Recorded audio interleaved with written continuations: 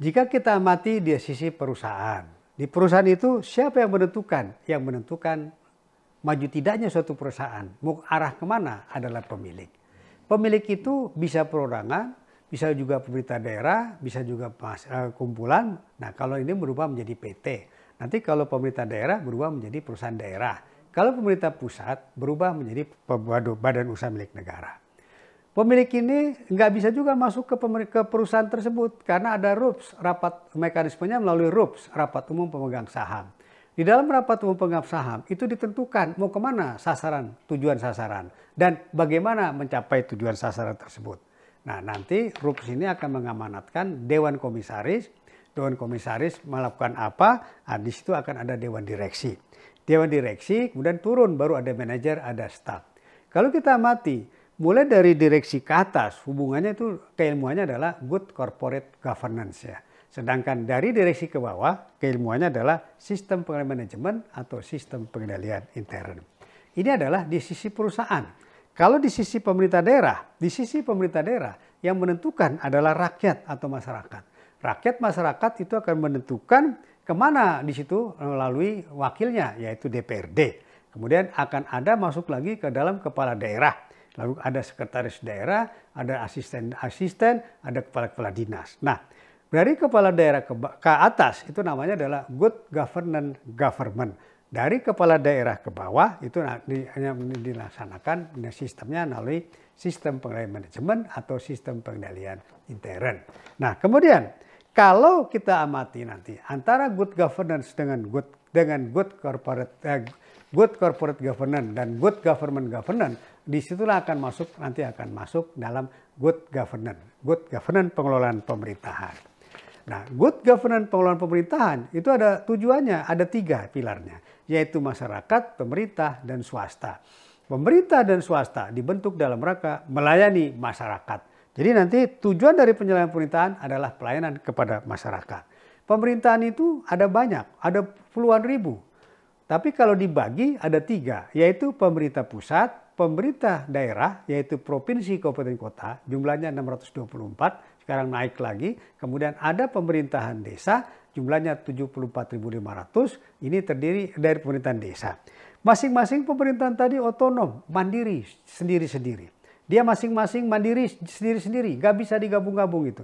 Nah, nanti apakah pemerintahan tadi berjalan dengan baik atau tidak baik, maka apakah pemerintahan tadi dilaksanakan dengan cara tarif. Konsep ajas daripada good governance, penyelenggaraan pemerintahan tadi, apakah dilaksanakan dengan cara tarif. Tarif itu adalah transparansi, kemudian akuntabilitas, responsibilitas, informatif, dan partisipatif. Kalau suatu penyelenggaraan pemerintahan dilaksanakan dengan cara demikian, berarti pemerintahan tadi, termasuk pemerintah daerah, telah berjalan dengan baik. Jika kita amati bahwa sejak Mei 98, kita telah berubah sistem. Kita berubah sistem dari sentralisasi menjadi desentralisasi.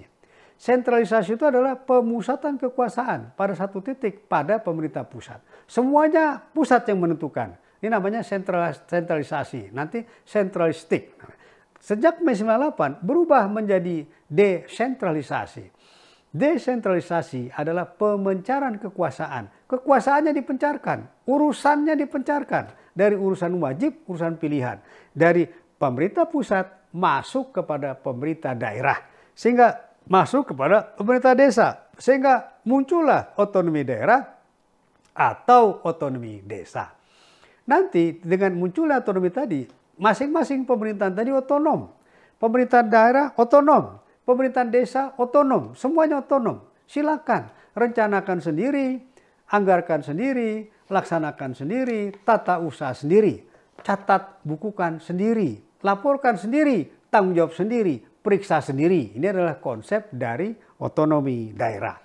Nah, dengan adanya desentralisasi, maka muncul 3 konsep dalam pengelolaan keuangan. Yang pertama adalah otonomi daerah. Nanti otonomi daerah itu anggaran dari APBN masuk ke APBD.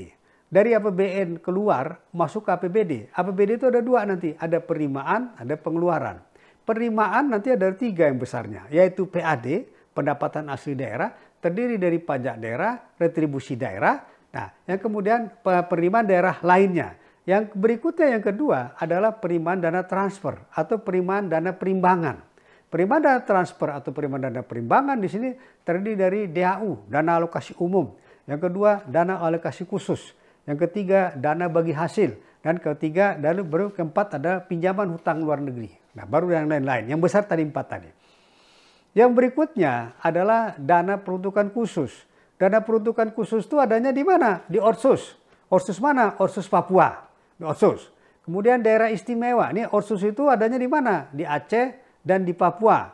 Ya, di Aceh dan Papua. Papua ini sekarang sudah ada 6 provinsi ya. Provinsi Papua, Papua Barat, Papua Tengah, Papua Pegunungan, Papua Selatan, dan Papua Barat Daya. Dia sudah pecah dari 2 provinsi menjadi 6 provinsi. Itu rencananya kalau saya tidak salah akan ada 8 provinsi. Nah, ini akan ada di mana tadi? Otsus. Otsus yang berada di Papua dan daerah Aceh. Yang kedua adalah daerah istimewa, istimewa Aceh. Atau daerah khusus ibu kota, misalnya Jakarta. Nah, itu adalah daerah khusus. Yang kedua nanti peruntukan khusus, misalnya BOS. BOS itu belanja operasional sekolah. Dari kementerian, dari pemerintah pusat, dari Kementerian Pendidikan akan masuk kepada pemerintah kabupaten kota. Itu akan masuk lalu disalurkan lagi ke sekolah. Itu cuma lewat doang itu, nggak akan masuk mengendap di kabupatennya. Jadi lewat penerima kabupaten lari lagi. Lalu ada lagi bantuan operasional kesehatan. Itu untuk dari Kementerian Kesehatan masuk ke kabupaten kota, masuk ke provinsi, disalurkan untuk urusan kesehatan. Nah, berikutnya adalah untuk pemerintahan desa, dana desa. Dana desa itu dari pusat, dari pemerintah pusat, dari Kementerian Keuangan, dari Kementerian Desa. Itu disampaikan kepada kabupaten. Lalu kabupaten akan meneruskan lagi kepada pemerintahan desa. Dia akan terus bergulir seperti begitu. Itu akan masuk, nah ini masuklah dana tadi, nah baru dipakai digunakan oleh pemerintah daerah. Nah, kalau dana tadi adalah dana otonomi daerah. Dana yang kedua adalah dana dekonsentrasi. Dana dekonsentrasi itu adanya di mana? Di pemerintah pusat, tapi disalurkan kepada pemerintahan. Kepada pemerintah mana? Kepada pemerintah provinsi, itu namanya dekonsentrasi. Kemudian kepada kabupaten kota namanya tugas bantuan. Kenapa? Masih ada tidak dinas PU di kabupaten kota, di provinsi? Enggak ada. Kenapa? Ada nggak kanwil PU di provinsi kabupaten kota? Enggak ada. Kenapa? Karena urusan ke-PU-an sudah merupakan urusan yang dilimpahkan oleh pemerintah pusat kepada pemerintah daerah. Sehingga itu merupakan tanggung jawab pemerintah daerah. Uangnya disalurkan melalui dana otonomi daerah atau dana dekon TP. Inilah akan masuk nanti dana dekon TP dilaksanakan oleh dinas PU tersebut. Nah, kalau kita amati bahwa keilmuan dalam pemerintahan itu kalau yang penting itu bisa dibagi 4. Yang pertama adalah administratif pemerintahan, yang kedua hukum, yang ketiga pelayanan publik, yang keempat adalah politik. Yang bisa dilakukan oleh pemerintah daerah adalah masalah perbaiki administratif. Administratif termasuk untuk pengelolaan keuangan. Kenapa? Karena ini akan bergantung sama kita. Apakah kita bisa menangkap nggak peluang kita? Karena ini sudah masuk ke dalam otonomi daerah. Dalam otonomi daerah, nah kita berusaha mencegah aspek hukum dengan cara memperbaiki administratif. Aspek hukum, aparat hukum akan masuk ke pemerintahan jika terjadi TPK. TPK unsurnya 5. Barang siapa dengan sengaja untuk memperkaya diri, melanggar aturan, merugikan keuangan negara.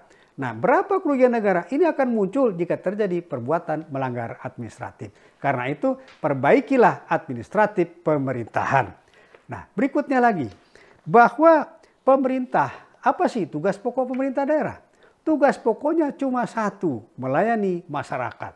Dalam rangka melayani masyarakat, pemerintah mempunyai 3 fungsi. Bagaimana peningkatan kesejahteraan masyarakat. Yang kedua, bagaimana melaksanakan pemberdayaan masyarakat. Yang ketiga, bagaimana peningkatan daya saing masyarakat. Nah, dalam rangka melaksanakan tugas pokok dan fungsi tadi, maka pemerintah daerah melaksanakan dengan cara smart. Smart itu menggunakan apa? Aplikasi antara lain, misalnya begitu. Menggunakan dengan cara smart. Pemerintah mengeluarkan namanya SPBE, Sistem Pemerintahan Berbasis Elektronik. Semuanya harus pakai elektronik. Disitulah nanti memakai dengan cara smart mode governance. Nah, tujuan dari pemerintahan tadi bisa dilaksanakan dengan cara pertama tugas pemerintah adalah bagaimana peningkatan pelayanan publik, bagaimana melakukan reformasi birokrasi, bagaimana melaksanakan good governance tata kelola. Jika ini dilaksanakan dengan cara baik, maka terbentuklah daerah yang dengan cara smart governance, smart provinsi, smart regency, smart district, smart city. Inilah nanti harapan bahwa bagaimana dalam melaksanakan tugas fungsi pemerintahan dilaksanakan dengan cara smart. Ini adalah sehingga dengan dilakukan dengan baik ini, maka tata kelola good governance penyelenggaraan pemerintahan diharapkan akan berjalan dengan baik.